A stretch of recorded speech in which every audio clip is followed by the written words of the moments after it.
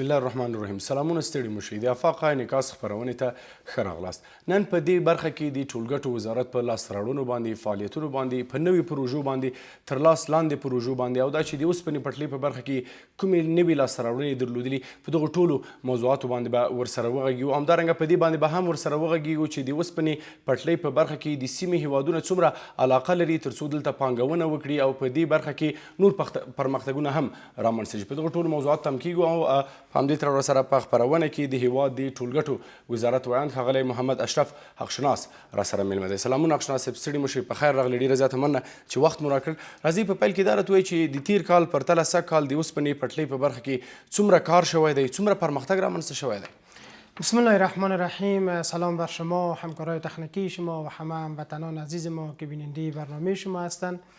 وزارت فواید عامه یکی از نهادهای سکتوری افغانستان است که در بخش اعمار زیربناهای ترانسپورتی، سرک‌ها، خطوط آهن، اعمار مساجد، حفظ مراقبت، انتقالات اموال تجارتی کار میکنه. ما به اساس برنامه‌های اقتصاد محور امارت اسلامی افغانستان، برنامه‌های وزارت فواید عامه در شاخص‌های مختلف تنظیم میشه که هم اعمار سرک است، هم اعمار خطوط آهن است. پروژه‌های بزرگ داخلی ملی و پروژه‌های منطقوی داریم در بخش خط آهن که خوشبختانه بعد از حاکمیت امارت اسلامی افغانستان توجه و تمرکز بالای پروژه‌های بزرگ به خصوص در بخش خط آهن بیشتر شده تا ما بتانیم از یک طرف در بخش خط آهن اتصال داخلی را به میان بیاریم و از طرف دیگر افغانستان که با کشورهای همسایه وصل است، از طریق شبکه خط آهن کشورهای همسایه ما وصل شویم با کشورهای منطقه و جهان که بالای از این پروژه کارهای اساسی صورت گرفته. فعلا ما در افغانستان در 4 مسیر یا 4 بندر در حدود نزدیک به 400 کیلومتر خطوط اصلی و فرعی داریم که از همین 4 بندر یا 4 مسیر که بندر حیرتان است، ساقینه است، ترغندی است و مسیر خط آهن خوافرات است، ما با 3 کشور عملا وصل هستیم. کشور ازبکستان، کشور ترکمنستان و مسیر خط آهن خوافرات با کشور ایران وصل هستیم که از طریق همین 4 بندر انتقالات اموال تجارتی ما از طریق خط آهن صورت میگیره. هم واردات داریم، هم صادرات داریم. به خاطر از اینکه بتونیم خط آهن در داخل افغانستان توسعه بدیم، برنامه اساسی را روی دست داریم. ما در سالی که روان است پروژه سروی و دیزاین تفصیلی خط آهن هرات تا ولایت قندهار را در 5 سکشن یا 5 بخش با سکتور خصوصی قرارداد کردیم. عملا کاری پروژه جریان داره. در این حال پروژه خط آهن هرات تا ولایت بلخ که ولایت سبت شمال افغانستان به هم وصل میسازه، ما کار سروی از سوی کشور ازبکستان تکمیل شد. فعلا کار بالای دیزاین پروژه جریان داره. در این حال در سالی که روان است ما توانستیم که یکی از دستاوردهای مهم باشه که قطعه 4 مسیر خط آهن خوافرات در فاز دومش کاری پروژه را آغاز بکنیم. عملا در این مسیر ما 2 قطعه یعنی در حدود نزدیک به 90 کیلومتر خط آهن تحت کار داریم. در مسیر خواف تا ولایت هرات که افغانستان وصل میسازه با کشور ایران، یکی از کوریدورها بگوییم، یکی از دهلیزهای فوق العاده بر افغانستان اهمیت داره که ما کاری پروژه را آغاز کردیم. عملا کار جریان داره که انشالله با تکمیل شدن بخش خط آهن افغانستان با کشور ایران وصل میشه. از طریق شبکه خط آهن کشور ایران و آبهای آزاد ما با ترکیه وصل میشیم و از طریق ترکیه ما با کشورهای اروپایی وصل میشیم که یک دهلیز اقتصادی است، یک کوریدور اقتصادی می باشه. در این حال در بخش بندر ترغندی هم امسال ما یک قرارداد با کشور ترکمنستان داشتیم که ما بندر ترغندی را در داخل افغانستان توسعه میدیم. یکی از کوریدورهای مهم است، یکی از مسیرهای مهم است که افغانستان از یک مسیر دیگه با کشور ترکمنستان وصل میسازه. ما کاری پروژه را قراردادش با کشور ترکمنستان با یک شرکت ها کارش قراردادش انجام دادیم. کارش فعلا روان است که انشالله بتانیم با تکمیل بخشی کار ما بندر ترغندی را هم توسعه بدیم. در این حال در ولایت جان خط آهن آقینه خوی 10 کیلومتری پروژه را با یک از کمپانی خارجی قرارداد کردیم. در پولوش یک کمپانی افغان هم یک شرکت افغانی کار میکنه. 10 کیلومتری پروژه عملا کارش جریان داره که ما بتانیم این خط هم توسعه بدیم که در داخل افغانستان، داخل شهرهای بزرگ افغانستان این مسیر وصل شود.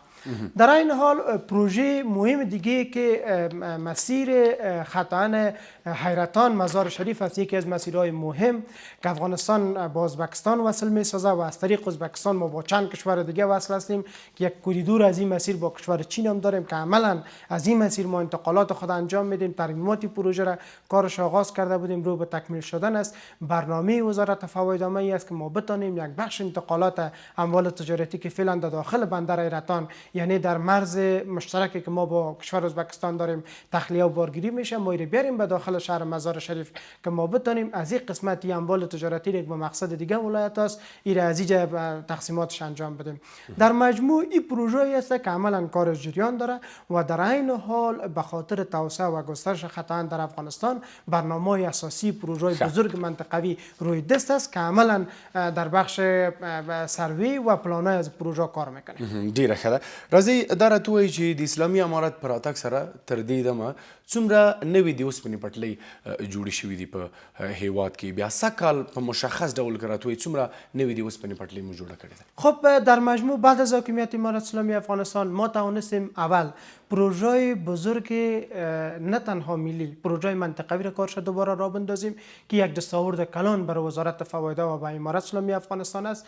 دوم جلب سرمایه گذاری بکنیم، کشورهایی که همسایه ما است، کشورهای منطقه هستند، اینا را قناعت بدیم که افغانستان به یک کشور امن تبدیل شده، بیان سرمایه گذاری بکنن و کشورهایی که میخوان از طریق افغانستان از پلی که افغانستان به عنوان یک پل جایگاه داره وصلشن با کشورهای جنوب آسیا، کشورهایی که در این طرف هستند و از این طریق انتقالات داشته باشند. در مجموع ما امسال توانستیم در قطعه چهارم فاز اول خط خوافرات که 43 کیلومتر طول داره رو به تکمیل شدن است که انشالله در روزهای نزدیکی پروژه تکمیل میشه، برای برداری سپرده میشه. کاری پروژه تکمیل کردیم. ترمیمات مسیر خط حیرتان مزار شریف که در حدود نزدیک به 100 کیلومتری پروژه است، کاری را ترمیماتش تکمیل کردیم و شمار از پروژه بزرگ دیگه است که بالا از او کار کردیم. البته در قسمت مطالعاتش، در قسمت سرویش، دیزاینش که پروژه را بتانیم در گذشته به عنوان یک چالش مطرح بدن که افغانستان یک کشور امن است، حال به یک فرصت تبدیل بکنیم. کشورها قناعت کردن که یکی از پروژه میتونم پروژه بزرگ افغان ترانس یادآوری بکنم که تفاهمنامه مطالعات امکان سنجی پروژه را در ماه سرطان سال روان در کابل میان وزارت فواید عامه امارت اسلامی افغانستان، میان اداره خطا کشور پاکستان و وزارت ترانسپورت کشور ازبکستان به امضا رسید که 3 کشور در این تفاهمنامه متحد شدن تا پروژه بزرگ افغان ترانس اعمار ساختمان بکنن که ما بتونیم یک دهلیز اقتصادی، یک کوریدور اقتصادی وصل بسازیم. کشورهای آسیای مرکزی از طریق افغانستان وصل شن با کشورهای جنوب آسیا. فعلا بالا از این کار میکنیم. بعد از امضای تفاهمنامه تیمای تکنیکی هر 3 کشور نشست‌های متداوم انجام دادن. خوشبختانه در این اواخر در هفته گذشته ما به یک نتیجه رسیدیم که 2 کشور حاضر شدن که بودجه سروی و مطالعات پروژه پاکستان و ازبکستان اینو حاضر شدن که بودجه پروژه را پرداخت بکنن و در عین حال افغانستان هم آمادگی خود گرفته که ما در قسمت امنیت، در قسمت که زمینه را مساعد بسازیم که تیمای کشورها بیان و شرکتی که انتخاب شده این مسیر سروی مطالعاتش انجام بده. تاسو د افغان ترانس پروژې په هکله وویلې، څه وخت وړاندې چې کله د دغې پروژې په هکله خبرې بیا شروع شولې نو ویل کېدل چې زموږ او تاسو ګاونډی پاکستان په دې برخه کې ډېر زیات عملي اقدام نه کوي. اوس آیا فکر کوئ چې له دې وروسته به عملي اقدام وکړي او دغه پروژې کې به کار پیل شي؟ افغان ترانس یک پروژه ملی نیست که در داخل افغانستان باشه، یک پروژه منطقوی است. نه تنها پاکستان، کشورهایی که میخوان با کشور پاکستان از کشورهای آسیای میانه منظورم است وصل شوند با از طریق پاکستان با دیگر کشورها بنگلادش و با اون مسیر وصل شوند، فوق العاده بالای پروژه صحبت میکنن، علاقمند هستند. نه تنها در داخل افغانستان رهبری وزارت فواید عامه، رهبری امارت اسلامی افغانستان در این پروژه تلاش میکنن که شما شاید رسانه‌های منطقه‌ای و رسانه‌های کشورهای همسایه ما را تعقیب بکنین که رئیس جمهورهای کشورها در نشست‌های منطقه‌ای، نشست‌های بین المللی از این پروژه یادآوری میکنن که پروژه در داخل افغانستان باید اعمار ساختمان شود. نه تنها بر افغانستان بلکه برای کشورها هم حائز اهمیت است. ما هم این درخواست رو لبیک گفتیم. وزارت فواید عامه امارت اسلامی افغانستان در مجموع رهبری امارت اسلامی افغانستان مصمم است که پروژه اعمار ساختمان شود. راځي د سګنی انتقالاتو په هکله هم راته ووایئ چې د اوسپنې پټلۍ له لارې مو په مشخص ډول په ځانګړي ډول څومره انتقالات درلودل او مقدار او ارقام یې څومره ته رسیږي؟ خب ما اگر به شکل مقایسوی سال 2025 با سال 2024 مقایسه بکنیم، ما خوشبختانه در سال 2025 بیش از 5 میلیون متریک تن انتقالات کردیم که در سال گذشته یعنی سال 2024 4 چند بود که 17.6% این افزایش نشان میده. یعنی علت افزایش ما تلاش ما بوده که ما همین فرصت ها را مهیا ساختیم، زمینه را مساعد ساختیم، در بنادر سهولت ها را آوردیم و تلاش ما است که ارقام سال به سال افزایش پیدا بکنه. از یک طرف ما فرصت ها را به تجار ملی ما مهیا بسازیم که با هزینه کمتر، با وقت کمتر، با قیمت کمتر بتونن موادشان صادر بکنن و آنچه که ما در داخل افغانستان ضرورت داریم از کشورهای منطقه و جهان از طریق قطعا با هزینه کمتر اینا وارد بسازن. د انتقالاتو ارقام مو ونه ویلې چې څومره انتقالات مو درلودل سږ کال؟ یاد کردم که ما در سال 2025 ارقامی را که ما داشتیم 5.چند میلیون متریک تن بود، یعنی در نظر به سال گذشته ما انتقالات ما بیشتر شده. یعنی افزایش انتقالات امسال ما داشتیم از بنادر مختلف افغانستان. فعلا ما از طریق قطعا خوافرات هم تلاش داریم که انتقالات از این مسیر بیشتر بسازیم. برای اولین بار از مسیر قطعا خوافرات تیل وارد ساختیم که تلاش ما است که اینمی بنادر فعال باشه و ضروریاتی که ما در داخل افغانستان داریم به خصوص تیل، گاز مایع و مواد خوراکی ای از طریق بنادر وارد شوه. راځي یوه وروستۍ پوښتنه به د اوسپنې پټلۍ په برخه کې وکړو، بیا به لاړ شو د لویو لارو طرف ته. د اوسپنې پټلۍ په برخه کې د ظرفیتونو د لوړونې په برخه کې مو په مشخص ډول څومره کار کړی دی؟ ځکه موږ او تاسو په افغانستان کې داسې شرکتونه نه لرو چې د اوسپنې پټلۍ په برخه کې دوی تجربه ولري یا یې ډېر زیات کار کړی وي. خو تاسو مخکې په خپلو خبرو کې ویل چې یو افغاني شرکت هم شته دی له نیکه مرغه چې هغوی هم په ځینو پروژو کې تاسو سره همکار دي. د ظرفیت لوړونې په برخه کې تاسو کوم پلانونه لرئ که نه، تر څو د اوسپنې پټلۍ په برخه کې موږ دلته ښه انجینران ولرو او ښه شرکتونه ولرو او بیا بل چاته ضرورت نه وي چې هغوی سره موږ قرارداد وکړو، بلکې د خپلو کورنیو شرکتونو سره قرارداد وکړو؟ دقیقا سوال بسیار مهم اشاره کردین. ما بالای چند بود کار میکنیم. یک، قبلا ما عرض کردم بعضی پروژه در گذشته یا بعد از حاکمیت امارت اسلامی افغانستان با کمپانی‌ها با شرکت‌های قرارداد شده که کمپانی‌های داخلی نیست، کمپانی‌های خارجی است. تلاش ما بوده که ما توانستیم بعد از حاکمیت امارت اسلامی افغانستان بعضی شرکت‌ها هم با اینا مشترکاً شرکت‌های افغانی ما کار میکنه. از یک طرف تجربه شرکت‌های خارجی رو داشته باشن که در آینده در داخل افغانستان وقتی پروژه تطبیق میشه شرکت‌های ما توانایی از این داشته باشن امو موادی که برای قطعاً ضرورت است و ماشینالاتی که ضرورت است اینا در داخل افغانستان اینا بتونن کار بکنن تا ما پروژه بزرگی را که در داخل خود افغانستان داریم شرکت‌های افغانی ما کار بکنه. یک بحث کار باز. بحث دوم منابع انسانی یا منابع بشری است که ما بالا از او کار کردیم. ما در این حال که با این کمپانی‌ها قرارداد داشتیم در پولی از این ما یک قرارداد جداگانه داشتیم که تیم‌های تکنیکی وزارت فواید عامه اینا برای کوتاه مدت و طویل مدت در بخش قطعاً به خصوص در بخش‌های تکنیکی سیگنالینگی که در مسیرها ضرورت می باشه اینا ترنینگ بدن در کشورها تا ما بتانیم از این ظرفیت‌ها در آینده استفاده بکنیم که خوشبختانه ما با کشور قزاقستان، کشور ایران و بعضی کشورهای دیگه حتی کشور ازبکستان بعضی تیمای ما را در گذشته و فعلا فرستادیم تا اینا آموزش‌های مسلکی را ببینن و دوباره در داخل افغانستان از اون استفاده بکنیم. در این حال در پانتون پلی‌تکنیک افغانستان هم یک رشته به نام انجینری قطعاً داره که سالانه اینا هم از این بخش فارغ دارن و اونا در بخش‌های مختلف وزارت فواید عامه بخصوص در بخش قطعاً جذب میشه تا ما بتونیم از کادرهای داخلی و از انجینرایی که از پانتون پلی‌تکنیک از داخل افغانستان فارغ میشه از اونا هم استفاده بکنیم. ډیره زیاته مننه. خیر وسی. راځي یو څه د افغانستان په لویو لارو باندې هم تم شو او بحث او خبرې ولرو.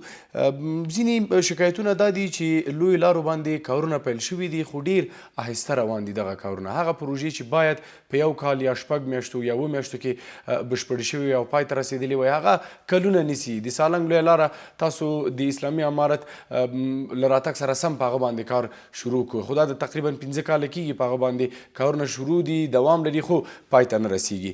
ستونزه چیرته ده؟ کومو ننګونو سره تاسو د لویو پروژو د تطبیق په برخه کې مخ یاست؟ خب در قدم نخست باید بگوییم که پروژه وزارت فواید عامه طویل المدت است.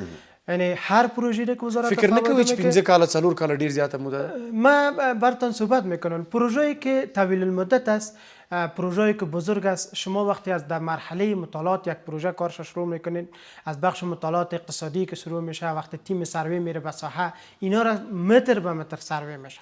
بعد از اینکه سروی میشه، پروژه میاد دیزاین میشه. تمام مواردی که شما در یک سرک از قبیل پستیا برتون بگویم، بلندی بگویم، پلها بگویم، پلچکا، امو موضوعات مصنوعی که در پروژه در نظر گرفته میشه، در دیزاین در نظر گرفته میشه. بعد از اینکه پروژه دیزاین میشه، در مرحله اجرا وقتی میره، شما به هوای افغانستان مناطقی که پروژه تطبیق میشه در نظر داشته باشید. تمام اینمی عوامل بالای پروژه تاثیرات خود داره. دوم، در بعض پروژه‌ای که مثل شورای سالنگا شما یاد کردین، ما در نه تنها در شورای سالنگا با این مواردی که ما به شما یاد کردم مواجه بودیم که بعضی عوامل دیگه مثل تردد وسایط از این مسیر که ما ناگزیر بودیم که مسیر باید برای ترافیک باز باشه، که هم ما کار بکنیم هم مسیر برای ترافیک باز باشه. چون در زمانی که زمینه کار در شورای سالنگا مساعد است، یعنی فصل تابستان است، عین زمانی است که فراورده زراعتی یا محصولات زراعتی هموطنان عزیز ما در ولایت سمت شمال افغانستان او مواد یا او میوه ها میرسه، ما مجبور هستیم که سالنگ باز بکنیم که اونا به بازارها انتقال بکنه. این بحث دیگه کار ما بوده که ما هم زمان هم کار کردیم و هم ایران مسیر برای ترافیک باز نگه داشتیم.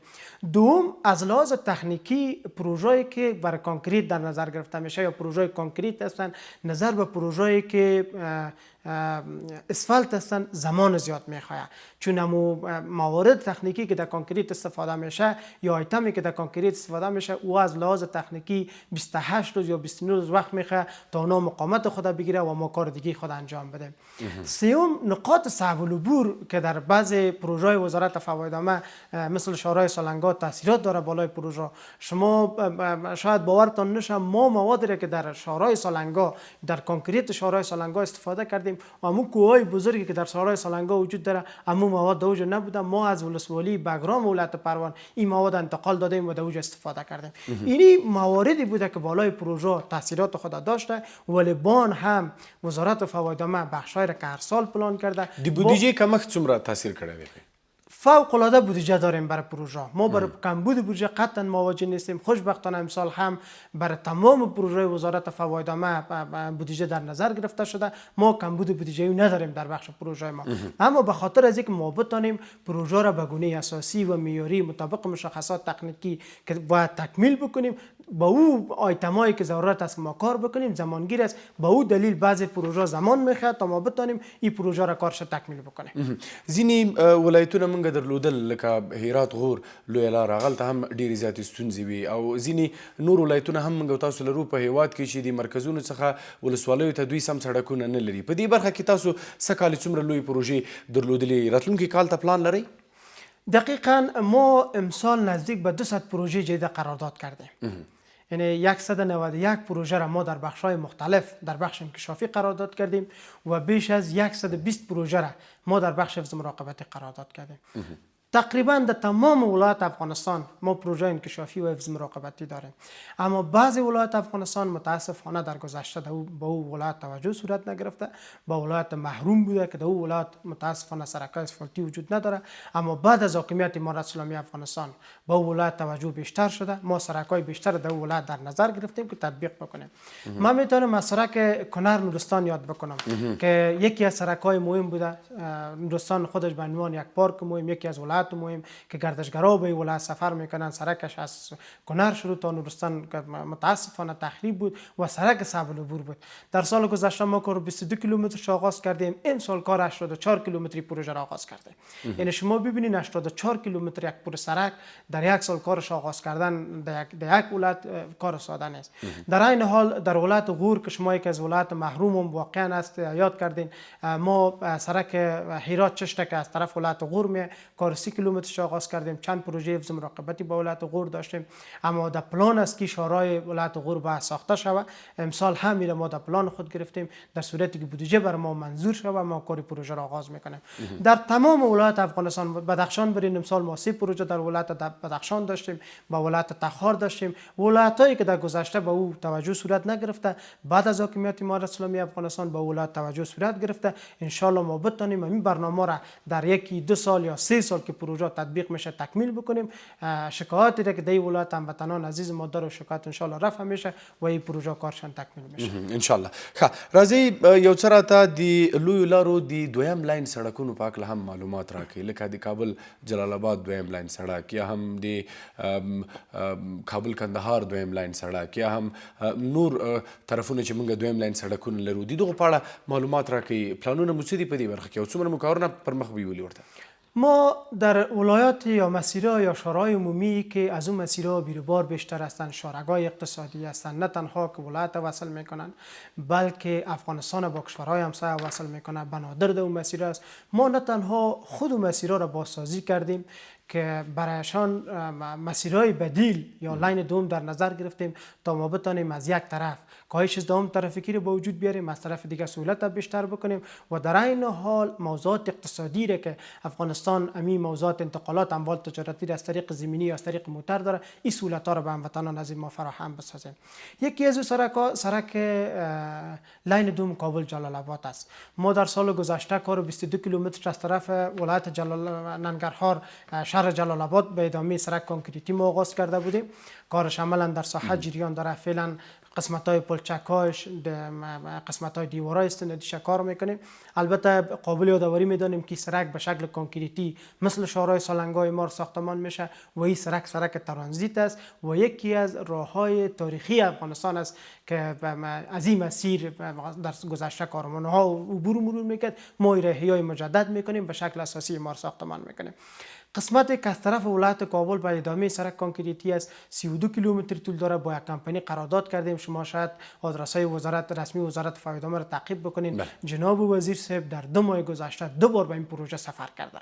در همین جمعه گذشته هم به این پروژه سفر کردن. ما در بعضی ساحات پروژه به حدی صعب العبور است که تا 20-25 متر ما کاتنگ کردیم، تا 10 متر 5 متر ما پرانه کردیم که سرک ما هموار بسازیم، دیوارهای استنادی ساختیم، پلچک‌هاش آماده کردیم. یعنی زمان زیاد میخواد. شما وقتی 20 متر کاتینگ میکنین فکر بکنین که چند واسطه باید در روز کار بکنه که ما عمود تپه‌زارها را نشست بدیم یا کندنکاری بکنیم تا ما زمینی رفت آمده موتر به شکل اساسیش فراهم بسازیم.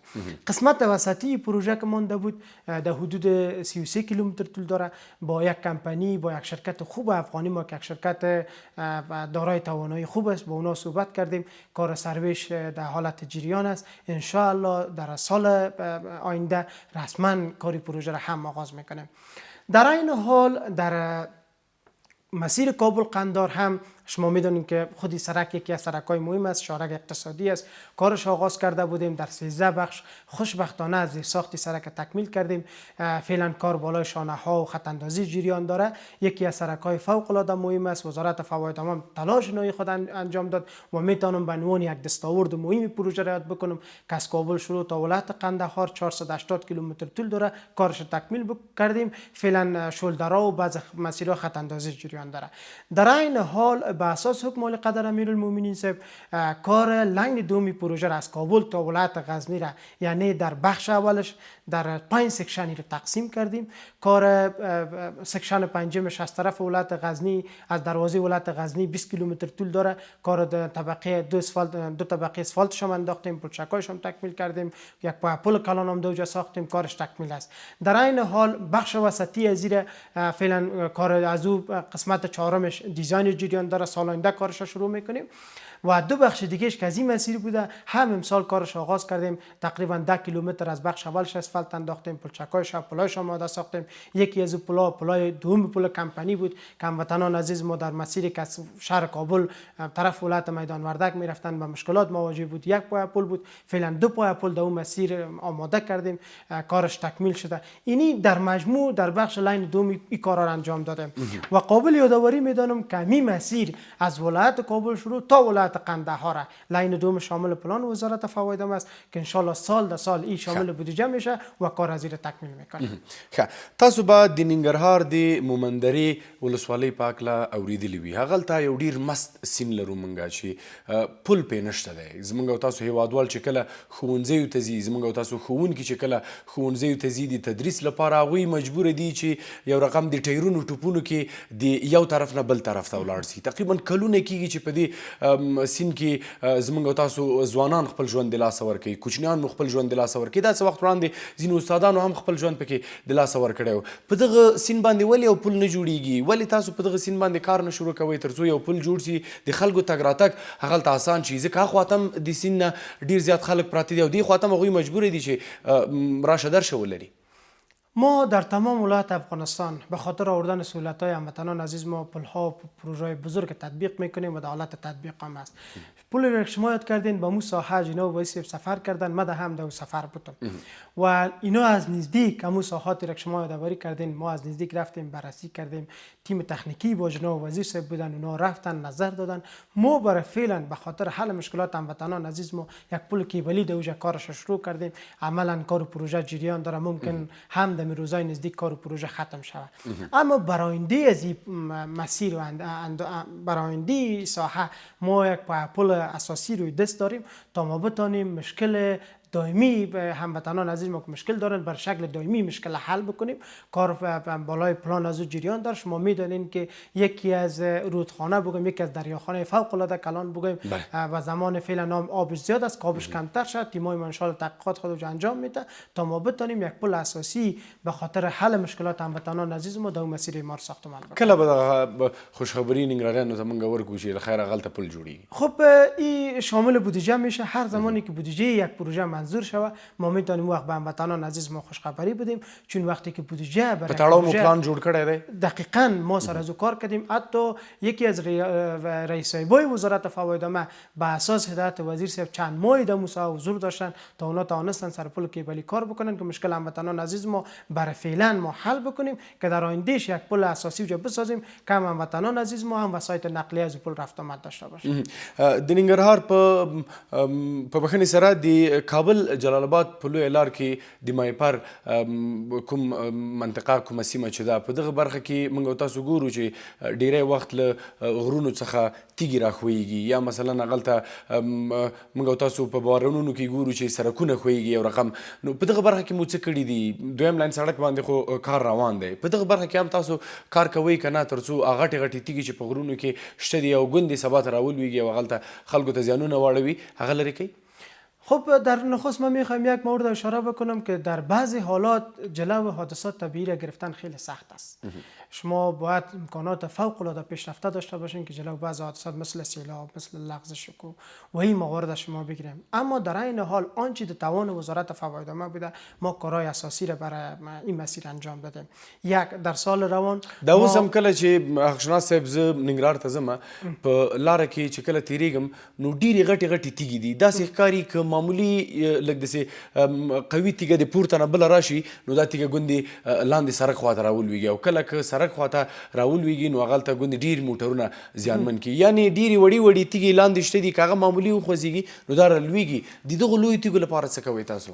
دقیقاً ما در سال روان ما اول خواهی سرک ترمیماتش انجام دادیم. بعض قسمتاش تخریب شده بود، دیوالای استنادیش شما از این مسیر رفت آمد دارین شاید دیده باشین دوباره دیوالای استنادی ما را ساختمان کردیم. در این حال در بعضی قسمتاش لوحه نصب کردیم تا همو سرعت مجاز هموطنان عزیز ما در نظر بگیرن که از حادثات جلوگیری بکنه، چون سرک کابل جلال آباد یکی از شاراهای صعب العبور در سطح منطقه است که نمیدانم دقیق در سطح درجه هفتم قرار داره یا ششم. فوق العاده صعب العبور است چون تمام سرک یا در مسیر دریاخانه است پالوی دریا قرار گرفته یا در مسیر کوههای بزرگ است که این پرخطر است که کوه و سنگ‌های سنگریزه از این مسیر همیشه اوقات باعث بندش را و حادثه ساز است.